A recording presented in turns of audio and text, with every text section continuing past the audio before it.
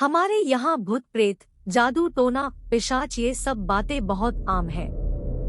शायद शहरों में ये सब न सुना जाए या फिर इस बात पे कोई गौर नहीं करता, लेकिन कुछ गांव आज भी ऐसे हैं जहाँ भूतों का राज चलता है, प्रेतों को मनाया जाता है और बुलाया भी जाता है।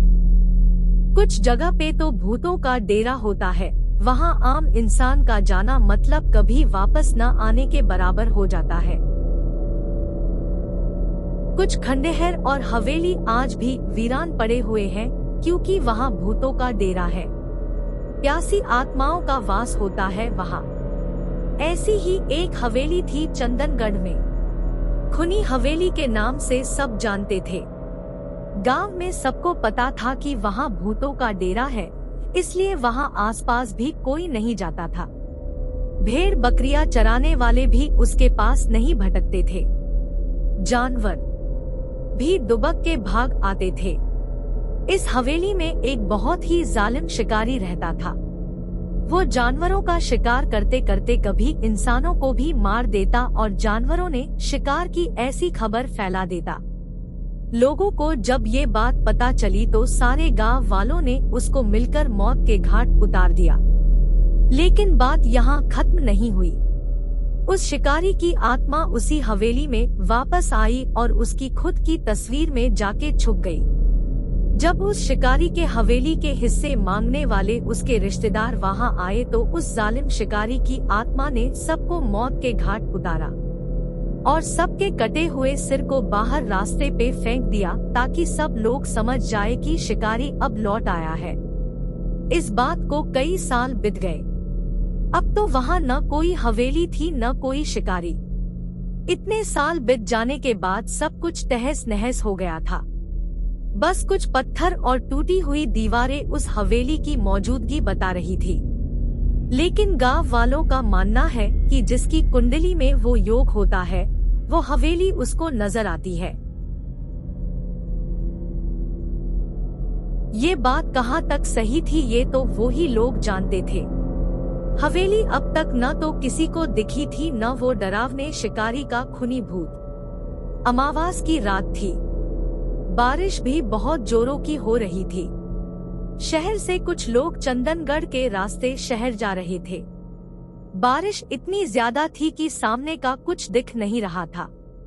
उनकी गाड़ी उस खूनी हवेली के सामने से गुजरी। सामने पूरा अंधेरा था, बिजली नहीं थी। बिजली जैसे ही आसमान में चमक रही थी, वो हवेली और भी ज्यादा भयानक लग रही थी। एक बिजली जोर से कड़की। उसकी आवाज से गाड़ी में ब्रेक्स लग गया। ड्राइवर बोला, साहब वो सामने कोई घर दिख रहा है, वहाँ थोड़ी देर रुककर फिर सामने चलते हैं। वह ऐसे भी बारिश बहुत ज्यादा है, मुझे गाड़ी चलाने में तकलीफ हो रही है और रास्ता भी नया है। कुछ और परेशानी न हो इसलिए यही रुक जाते हैं। सब राजी हो गए तो ड्राइवर ने गाड़ी उस हवेली की तरफ घुमाई। बहुत ही शानदार थी वो हवेली। गाड़ी में 3 लोग थे। गाड़ी से उतरकर सामने पार्किंग में खड़े हो गए थे कि हवेली का बड़ा सा दरवाजा खुल गया। अंदर धीमी सी रोशनी थी और ऊपर सीढ़ियों से एक बूढ़ा सा आदमी हाथ में लालटेन लिए उतर रहा था। उसको आते ही सागर ने पूछा, भैया क्या यहाँ हम थोड़ी देर रुक सकते हैं क्या? बारिश बहुत है और हम यहाँ नए हैं। उसने बिना कुछ बोले सिर्फ अपनी गर्दन हिलाकर हामी भरी। वो तीनों लोग अपना जरूरी सामान साथ में लेकर बाकी का गाड़ी में छोड़कर उसके साथ हवेली के अंदर चले गए।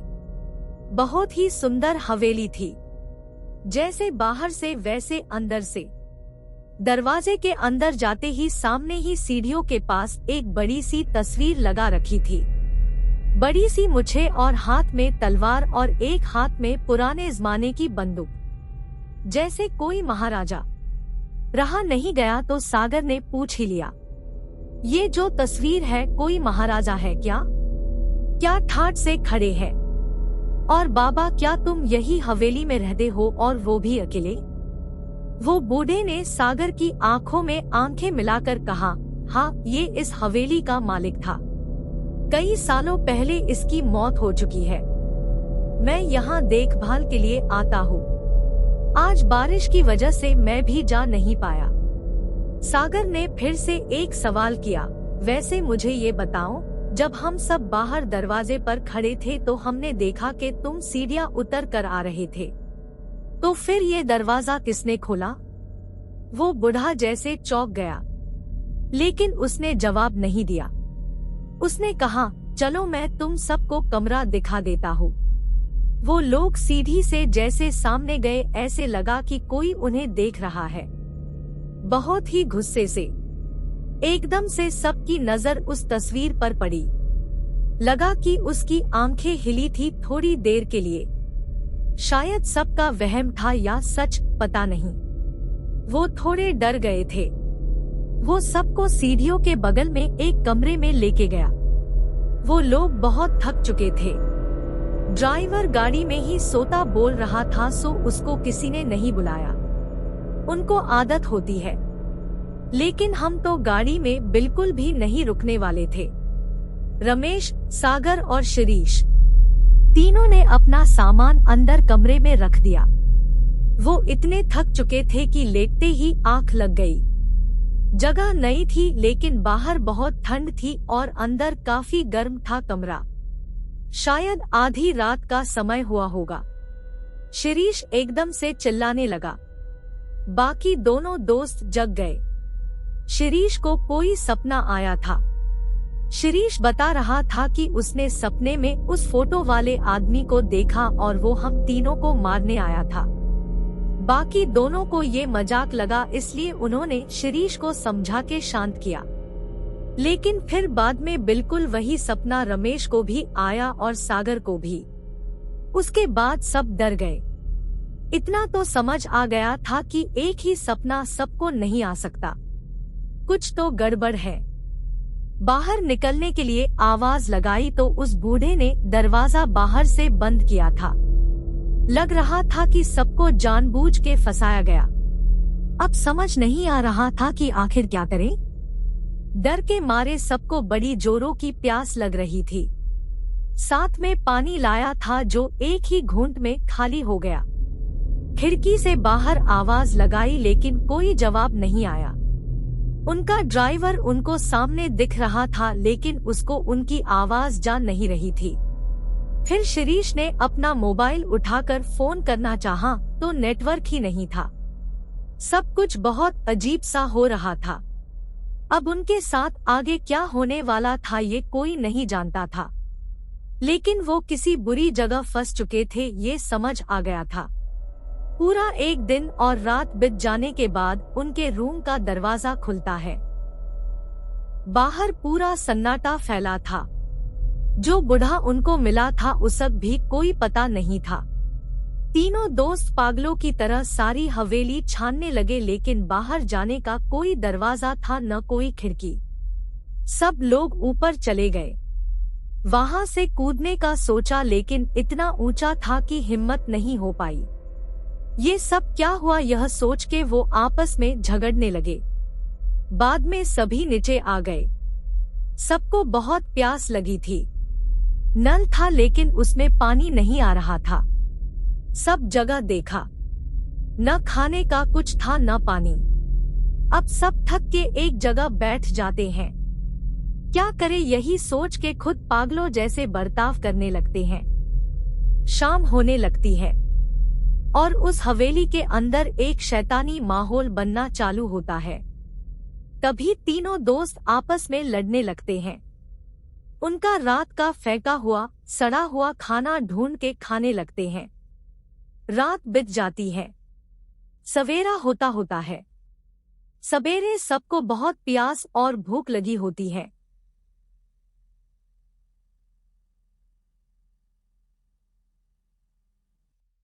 सुबह फिर से सब लोग पानी को खोजते, लेकिन अचानक सागर का पैर सीढ़ियों से फिसलता है और उसका हाथ दीवार से टकरा के खून निकलना चालू होता है। खून देखते ही शिरीष और रमेश जैसे पागलों की तरह खून को चाटने लगते हैं। तभी सागर, अरे पागल हो गए हो क्या तुम? क्या कर रहे हो? जानवर हो क्या? सागर की बात का कोई ध्यान नहीं देता, लेकिन खून चाटने से उनकी प्यास कुछ थम सी गई। लेकिन अब भूख की वजह से जान निकल रही थी। रात हो चुकी थी। शिरीष और रमेश में न जाने शैतान समा गया था उनके अंदर। वो दोनों सागर पर टूट पड़े और उसको काटने लगे। खूनी खेल चालू हो गया था। शैतान ने उन दोनों को अपने वश में कर लिया था। उस शिकारी की आत्मा ने दोनों को सागर का शिकार करने का जैसे आदेश दे दिया था। वो उसको काट रहे थे और खून को पी रहे थे। सागर की जान बची ही कितनी थी। इतने दिन का भूखा दोनों से बच नहीं पाया। सागर की मौत हो गई। शिरीष और रमेश अब उसके पास बैठ के उसका मांस खाने लगे, जैसे कोई भेड़िया मरे हुए जानवर का मांस नोच रहा हो। वो मंजर बहुत ही डरावना दिख रहा था। खून पीना और मांस खाके वो दोनों आदमखोर बन चुके थे। अब दोनों को शांति की नींद आई। सुबह सारी हवेली में सड़े मांस की गंध फैल चुकी थी। सुबह उठकर फिर से दोनों ने सागर की लाश में से खाना चालू किया, जैसे उनके अंदर का इंसान मर चुका था। रात होते होते अब उस लाश में कीड़े घूमने लगे थे। अब वो शिरीष और रमेश बगल के कमरे में जाके सो गए, लेकिन प्यास और भूख उनका पीछा कहाँ छोड़ने वाली थी। अब दोनों एक दूसरे का शिकार करने की सोचने लगे। रमेश ने चालाकी से दरवाजे के बाहर खड़ा रहकर पीछे से शिरीष के ऊपर वार किया। शिरीष का सिर किसी नारियल की तरह फट चुका था और जमीन पे खून ही खून था। रमेश जानवरों की तरह कभी फर्श चाटता तो कभी शिरीष की लाश का मांस खाता। हैवानियत अपने चरम पर थी। शैतान उसके ऊपर हावी हो चुका था। शैतान ने रमेश को कोई सोचने का मौका नहीं दिया। वो अपनी भूख मिटा के अब आराम करने लगा। सुबह होने वाली थी। पहली किरण हवेली के अंदर पहुंची और दरवाजा खुल गया हवेली का। कर्र र र जैसे सालों से बंद पड़ा था। ड्राइवर हड़बड़ा के उठता है। जी साहब दरवाजा खोल के बाहर आता है। वो रमेश को उठा के गाड़ी में बिठाता है।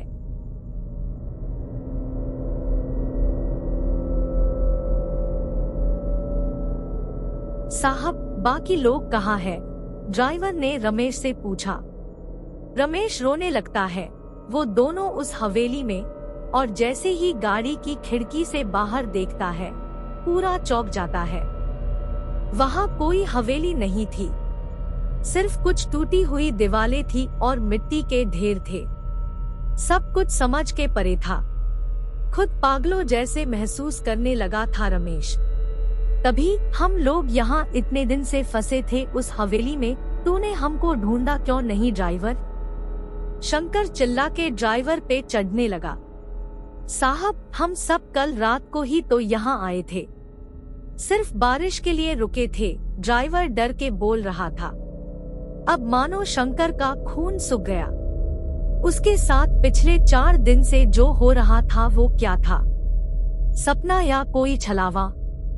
हवेली गायब और उसके दोनों दोस्त का क्या हुआ था वो तो बस शंकर ही जानता था।